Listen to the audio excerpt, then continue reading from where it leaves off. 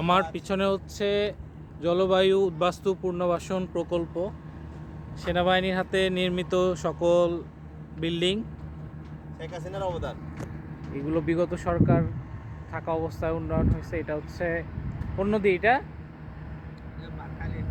এটা হলো বাঁকখালী নদী। ঠিক পিছনে দেখা যাচ্ছে মহেশখালী।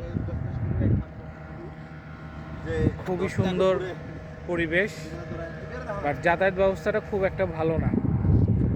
এখানে কুকুররা বসবাস করে।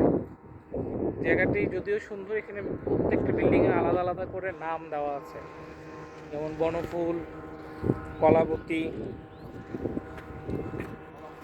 এই ধরনের কিছু নাম দেওয়া আছে। খুবই সুন্দর।